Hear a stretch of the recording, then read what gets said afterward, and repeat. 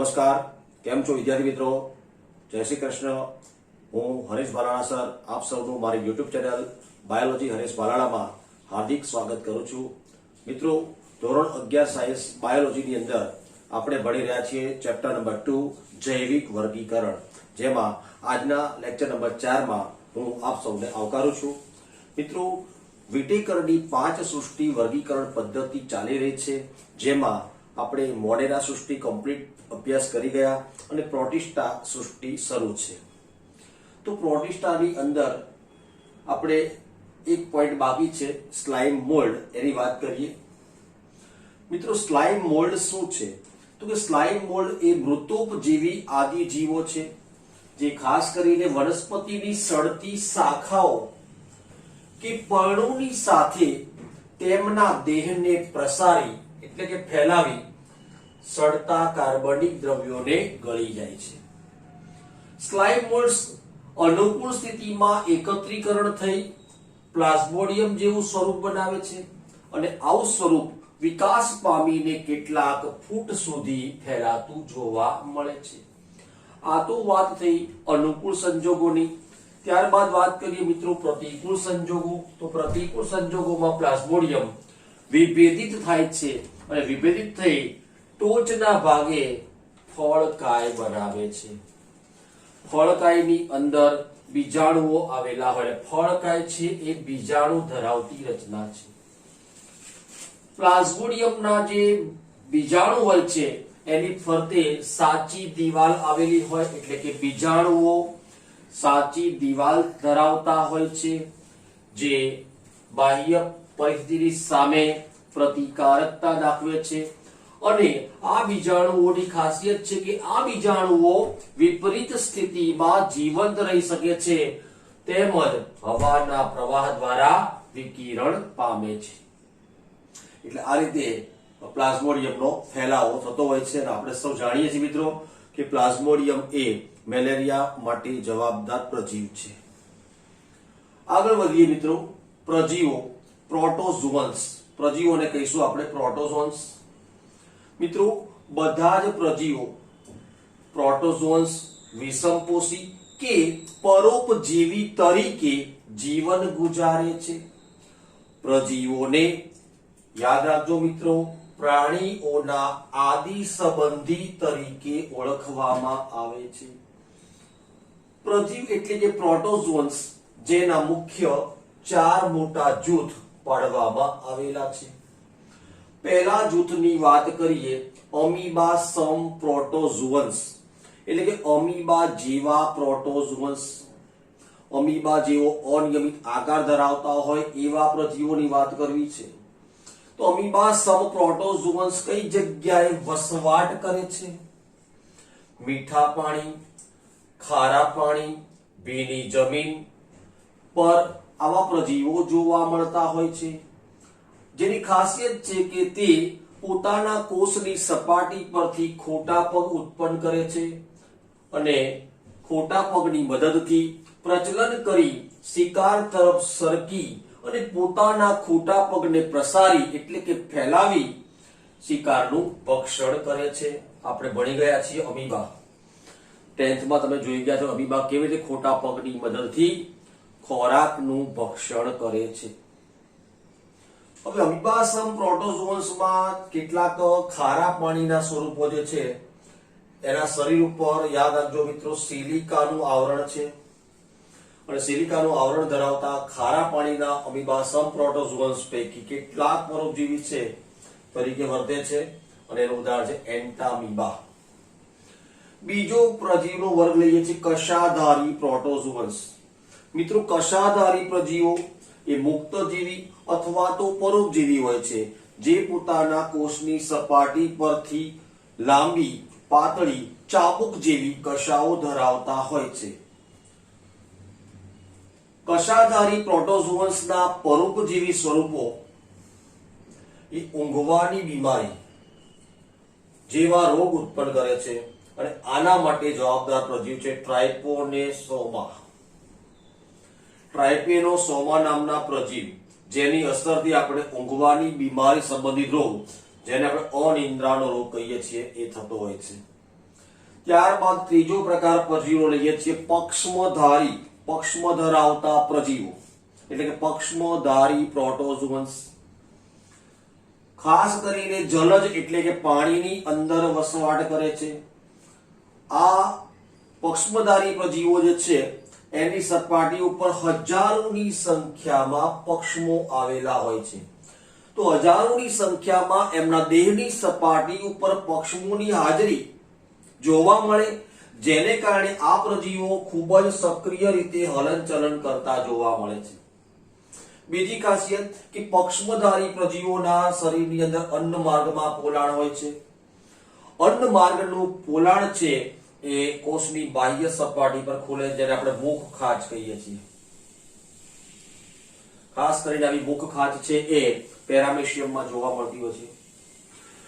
પેરામેશિયમ જેવા પ્રજીવો જે પક્ષમધારી પ્રોટોઝોઅન્સ છે એ પ્રજીવોના કોષની સપાટી પર આવેલા જે પક્ષમો છે એ પક્ષમોના ક્રમબદ્ધ હલનચલનને કારણે પાણીના પ્રવાહની સાથે ખોરાક પણ અન્ન માર્ગના પોલાણમાંથી પસાર થાય છે, જેમ કે પેરામેશિયમ.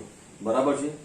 તો પેરામેશિયમમાં એના શરીરની અંદર જે અન્ન માર્ગનું પોલાણ છે, પક્ષમોના હલનચલન દ્વારા આ પોલાણમાંથી પાણીનો પ્રવાહ વહે છે અને એ પાણીના પ્રવાહની સાથે ખોરાક પણ આ પોલાણમાંથી ચોક્કસ દિશામાં વહન પામે છે. પ્રજીવનો ચોથો પ્રકાર લઈએ મિત્રો, બીજાણુધારી પ્રોટોઝોઅન્સ, જેમાં વિવિધ સજીવોનો સમાવેશ થાય છે. આ બીજાણુધારી પ્રોટોઝોઅન્સ છે એ પોતાના જીવનમાં ચેપી બીજાણુ જેવો તબક્કો ધરાવે છે, જેમાં સૌથી બદનામ છે પ્લાઝ્મોડિયમ, જે માનવમાં મેલેરિયાનો રોગ ઉત્પન્ન કરવા માટે જવાબદાર છે. આ રોગને કારણે માનવ વસ્તી મૂંઝવણમાં મુકાઈ જાય છે. તો અહીંયા આગળ મિત્રો પ્રજીવ સૃષ્ટિ પૂર્ણ થાય છે અને હવે વાત કરીએ છીએ શરૂઆત આપણે આજે સૃષ્ટિ ફૂગ.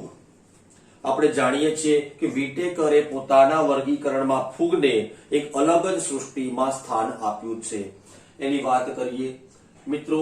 ફૂગ એટલે કે ફૂંગી, FUNGI ફૂંગી, વિષમપોષી સજીવો ધરાવતી એક આગવી સૃષ્ટિ છે, અલગ જ પ્રકારની સૃષ્ટિ છે. બાહ્ય આકાર રચના અને નૈસર્ગિક નિવાસ સ્થાનોમાં વિપુલ પ્રમાણમાં મહદ અંશે વિવિધતા ધરાવતી સૃષ્ટિ એક ફૂગ છે. મિત્રો ફૂગના કેટલાક દાખલા ઉદાહરણો લઈએ તો કે તમારા ઘરે બ્રેડ હોય અને બ્રેડને 2-3 દિવસ તમે એમનું સેજ પાણી વાળી કરીને બહાર ને બહાર ખુલ્લામાં મૂકી રાખશો ને તો બ્રેડ ઉપર સફેદ તાતણા જેવી તંતુમય રચના જોવા મળે છે. તો બ્રેડ ઉપર જોવા મળતા સફેદ તાતણા એ ફૂગને કારણે છે. નારંગી એમને એમ પડી રાખો બહાર ને બહાર 4-5 દિવસ, 6 દિવસ, અઠવાડિયું, તો નારંગી ઉપર પણ એક પ્રકારનો સડો ઉત્પન્ન થાય છે, ડાઘા પડવા માંડે છે, એ પણ ફૂગને કારણે છે. તો બ્રેડ પરની તંતુમય રચના, નારંગીનો સડો એ ફૂગને કારણે જોવા મળે છે. તેમજ આપણે કેટલીક જગ્યાએ રેસ્ટોરન્ટમાં મશરૂમનું શાક આવે છે, મશરૂમ સબ્જી આવે છે, તો ખોરાક તરીકે ઉપયોગી મશરૂમ, જેને આપણે સામાન્ય રીતે બિલાડીનો ટોપ કહીએ છીએ, એ એક પ્રકારની ફૂગ જ છે. મિત્રો રાઈનો પાક જ્યારે તૈયાર થતો હોય છે તે રાઈના છોડના પર્ણો ઉપર સફેદ ટપકાનો રોગ થાય છે. તો રાઈના પર્ણ ઉપર જોવા મળતા સફેદ ટપકાનો રોગ એ ફૂગને કારણે જ છે. મિત્રો એક કોષીય ફૂગ, જેનું ઉદાહરણ છે ઈસ્ટ. આ ઈસ્ટ છે એ બ્રેડ, બિસ્કિટ અને પાઉની બનાવટમાં થાય છે, તેમજ જવનો દારૂ એટલે કે બિયર બનાવવા માટે, બ્રેડ બનાવવા માટે ઉપયોગી ઈસ્ટને બેકર્સ ઈસ્ટ કહેવાય છે અને બિયર બનાવવા માટે, આલ્કોહોલિક પીણાઓ બનાવવા માટે ઉપયોગી ઈસ્ટને બ્રેવર્સ ઈસ્ટ કહેવામાં આવે છે, જેના વિશે આપણે 12th સાયન્સમાં વાત કરવાના છીએ. કેટલીક વનસ્પતિ અને પ્રાણીઓમાં ફૂગ છે એ રોગ ઉત્પન્ન કરે છે. દાખલા તરીકે પક્સિનિયા નામની ફૂગ, જે વનસ્પતિમાં રોગ ઉત્પન્ન કરવા માટે જવાબદાર છે. ઉદાહરણ તરીકે ઘઉંના પાક ઉપર ગેરુ નામનો રોગ થાય છે. ઘઉંમાં ગેરુ થાય છે, પછી અંગારીઓ નામનો રોગ થાય છે, ડાંગરમાં બ્લાસ્ટ નામનો રોગ થાય છે. આ બધા ફૂગને કારણે થતા રોગો છે. મિત્રો કેટલીક ફૂગ એવી પણ છે કે જે એન્ટીબાયોટિક દવા એના ઉત્પાદનમાં વપરાય છે. ઉદાહરણ તરીકે પેનિસિલિયમ એક ફૂગ છે. આ પેનિસિલિયમ નામની ફૂગ જેમાંથી પેનિસિલિન નામની એન્ટીબાયોટિક દવા બનાવવામાં આવે છે. ત્યાર પછી બીજા મુદ્દાની વાત કરીએ, ફૂગ ક્યાં ક્યાં વસવાટ કરે છે. તો એવું કહી શકાય મિત્રો કે ફૂગનો વસવાટ સર્વત્ર છે. એમ કહેવાય કે અત્ર તત્ર અને સર્વત્ર ફૂગનું સામ્રાજ્ય જોવા મળે. છતાં પણ આપણે સ્થાનોની વાત કરીએ તો હવા, પાણી, જમીન પર ફૂગ ગમે ત્યાં જોવા મળી શકે છે. પ્રાણીઓ અને વનસ્પતિ ઉપર તેમજ ભેજવાળા નિવાસ સ્થાનોમાં, ભેજવાળી અને હુંફાળી જગ્યાઓમાં ફૂગનો વસવાટ સામાન્યતઃ જોવા મળે છે. ફૂગની રચનાની વાત કરીએ, દેહ રચના, તો મિત્રો ઈસ્ટ છે એ એકકોષી ફૂગ છે. ઈસ્ટ સિવાયની એટલે ઈસ્ટના અપવાદ સિવાય બાકીની મોટા ભાગની ફૂગ બહુકોષીય અને તંતુમય દેખાવ ધરાવતી હોય છે. મિત્રો ફૂગની રચનામાં ફૂગના દેહમાં ખાસ તો લાંબા પાતળા સૂતરના તાતણા જેવો દેહ જોવા મળે. તો ફૂગના દેહમાં જોવા મળતા લાંબા પાતળા સૂતરના તાતણા જેવી રચના, જેને કવક તંતુ અથવા તો કવક સૂત્ર તરીકે ઓળખવામાં આવે છે. આવા કવક સૂત્રો ભેગા મળી અને જે જાળી જેવી રચના બનાવે તે રચનાને કવક જાળ. તો ફૂગની રચનામાં કવક તંતુઓ આવેલા હોય છે. કવક તંતુઓ એકબીજા સાથે ગૂંથાય છે અને જે જાળી જેવી રચના બનાવે છે તે રચનાને કવક જાળ કહેવામાં આવે છે. આમ તંતુઓ હોય ને આ પ્રમાણે ગૂંથાય અને ખાસ એકદમ જાળી જેવી રચનાઓ બનાવતા હોય છે ફૂગમાં. આવી રીતે ફૂગ હોય છે.